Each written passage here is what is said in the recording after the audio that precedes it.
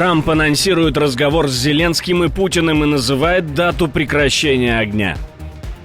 Белый дом не будет больше уговаривать. Путин срывает переговоры, США отменяют визит в Москву. Невероятная находка в Черном море, из-за которой может начаться новая война. Что это?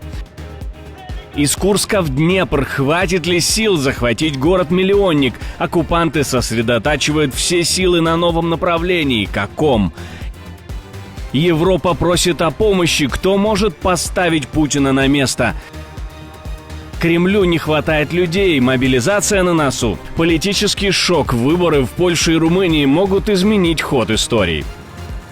Рекордный обмен военнопленными, Москва открывает новый фронт и многое другое. Самые важные и срочные новости, эксклюзивные подробности. Вы смотрите новостной выпуск «Нехта», оперативно о событиях в России, Украине и мире, раньше и понятнее других. Все, что нужно знать сегодня. Спасибо, что смотрите, спасибо за доверие. Не забывайте ставить лайки, не забывайте оставлять комментарии и не забывайте подписываться на каналы. Все это очень несложно. Поехали. Самый масштабный в истории войны обмен военнопленными может случиться уже в ближайшее время. В украинской разведке называют даты. 1000 на 1000 формат, о котором договорились Россия и Украина в Стамбуле, может побить предыдущий рекорд. Во всяком случае, для проведения этой операции глава ГУР не видит проблем. Наступному тижні по списках, ви ж розумієте, буде обмін, скажімо так, кого зможемо забрати, того будемо забирати. И так само віддавати. Предыдущий, самый масштабный обмен пленными между Украиной и Россией состоялся 3 января 2024 года. Тогда каждая сторона вернула по 230 человек. Всего, получается, было освобождено 460 пленных. Этот обмен стал рекордным как по количеству одновременно освобожденных, так и по уровню международной координации. Ну а теперь речь идет о 2000 человек. Путин потерял друга, который отказывается к нему ехать после того, как Россия сорвала переговоры в Стамбуле. За кулисами глобальной дипломатии разгорается настоящая драма. Владимир Путин отклонил предложенный США, Украиной и Европой план прекращения войны. Мирный сценарий, выработанный в формате конфиденциальных переговоров и состоящий из 22 пунктов, даже не был рассмотрен Кремлем. Как сообщает Financial Times, после такого демарша американский спецпредставитель Стив Уитков отменил визит в Москву. По данным 3 источников, знакомых с ходом переговоров, Уитков получил от высших российских чиновников четкий сигнал. Путин не собирается ни обсуждать, ни принимать западные условия мира, хотя поездка американца в Россию планировалась, теперь ее не будет совсем. Путин делает ровно столько, сколько нужно, чтобы убедить Трампа, что он участвует в попытках найти мир в Украине, при этом прилагая все усилия, чтобы это ни к чему не привело. И Трамп на это ведется.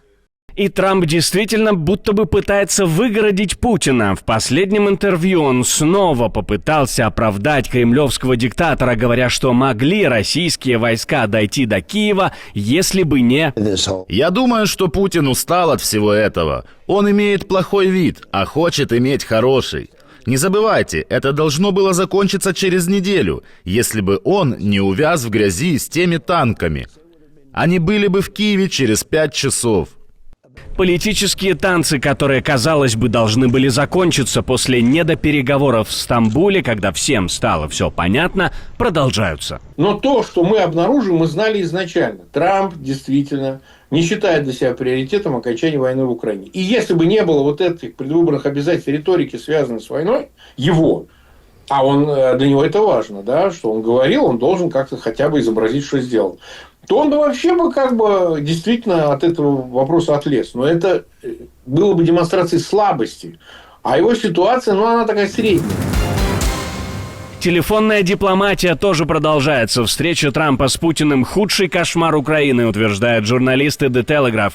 Если Дональд Трамп сядет за один стол с Путиным, это может обернуться кулуарной сделкой века за спиной Украины.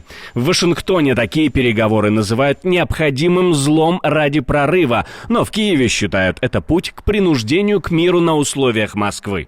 В глазах Путина личные переговоры с президентом США – встреча, на которую президент Украины Владимир Зеленский не был бы приглашен. Закрепили бы статус России как великой державы. Это напомнило бы саммиты сверхдержав времен Холодной войны. Но в Украине опасаются другого. Трампу не понадобится согласие Киева. Он может выдать мирный план как свершившийся факт и заставить союзников его принять.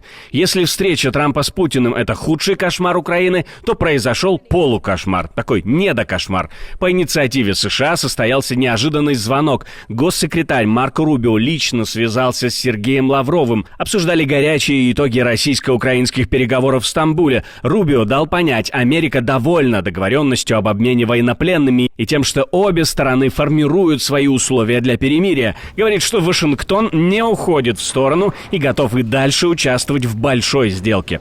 Лавров, не скрывая, поблагодарил США за то, что именно их давление якобы заставило Киев вернуться к переговорам. Москва, по его словам, хочет продолжать диалог с Вашингтоном.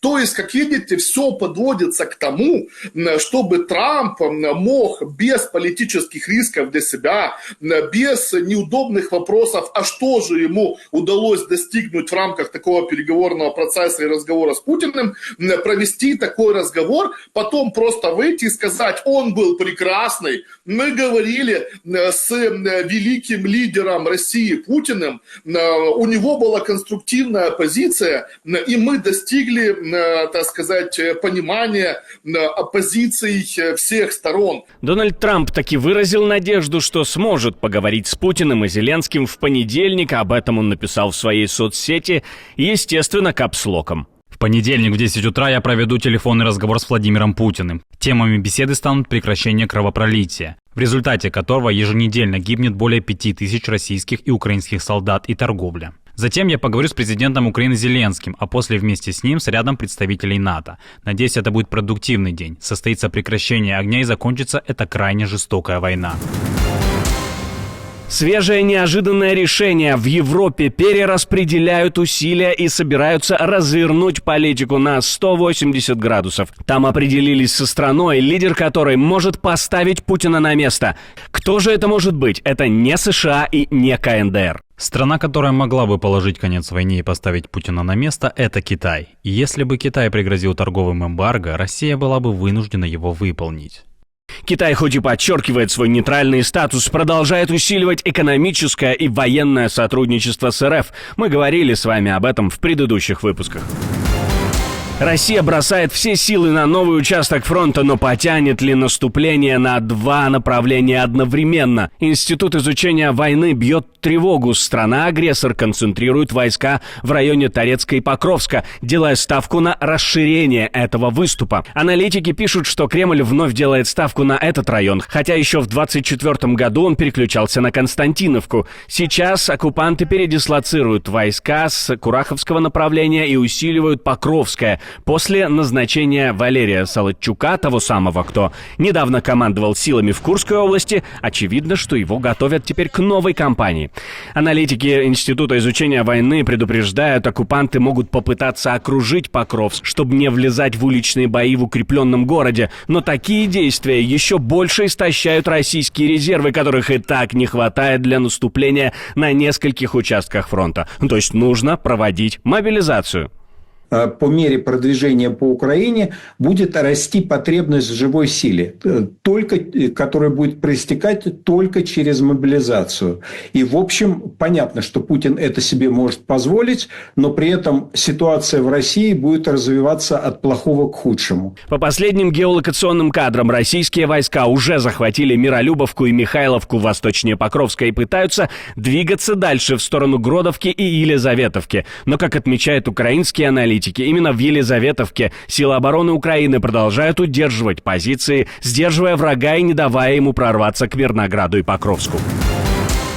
Битва за Черное море объявляется открытой, и дело не только во влиянии на торговые потоки, зерновой коридор, но и на огромные сокровища, о которых заявил Эрдоган.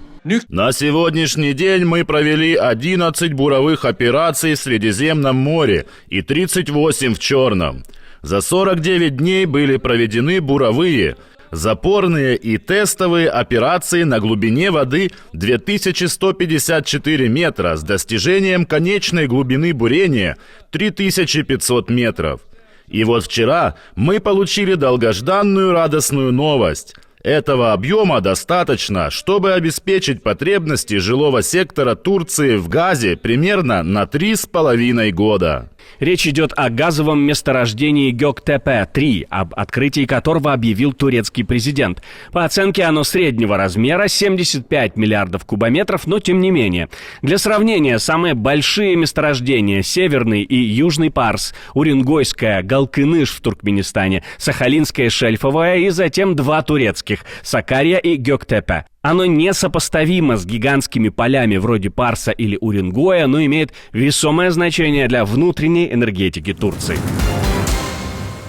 Политическое напряжение в Восточной Европе выходит на пик именно сегодня. Сразу в двух крупных государствах ЕС выборы президента назначены именно на 18 мая. Польша и Румыния выбирают своих лидеров. Румыния на грани политического переворота. Во втором туре президентских выборов сойдутся два политика, называющие себя антисистемными. Вся страна следит за дуэлью между Георгием Симеоном, лидером ультраправой партии АУР, и Никушором Даном, проевропейским мэром Бухареста. Согласно последним соцопросам, шансы обоих почти равны. При этом эксперты предупреждают, реальная поддержка Симеона может быть недооценена. Особенно активна румынская диаспора, где Симеон получил 61% голосов, естественно, предварительно. Выборы могут стать поворотным моментом во внешней политике Бухареста, хотя Симеон официально осуждает Путина и называет выход из НАТО катастрофой. Он требует немедленного прекращения военной помощи Украине. Аналитики отмечают, полномочия президента в Румынии значительные. Он курирует армию и спецслужбы, то есть весь силовой блок. Но даже если победит Симеон, радикального разворота ждать не стоит. Ему предстоит сосуществовать с коалиционным правительством правоцентристов и венгерского меньшинства. Ситуация в Польше немного сложнее. Там последние опросы перед выборами добавили интриги. Рафал Трzaskowski, мэр Варшавы и соратник Дональда Туска, стремительно теряет позиции, а его главный соперник от правых популистов Кароль Навроцкий готов рвануть на финишной прямой. Согласно последним данным 4 соцопросов, опубликованных перед началом Дня тишины, рейтинг Трzaskowskiego упал до 30%, хотя еще в начале недели держался на уровне 33%. Навроцкого поддерживают 25%, и его позиции остаются стабильными. Третьим идет кандидат от ультраправой конфедерации Славомир Менцен, и у него почти 12%. За Шимона Головню из Третьего пути готовы отдать голоса чуть более чем 7% опрошенных. Если ни один кандидат не наберет 50% голосов, второй тур состоится 1 июня. И, судя по всему, это будет настоящее политическое столкновение популистов и проевропейских реформаторов. Спасибо, что смотрите, спасибо за доверие. Не забывайте про лайки и комментарии, не забывайте подписываться на канал и про кнопочку «Супер спасибо» тоже не забывайте. На этом у меня все. До встречи и хороших вам новостей.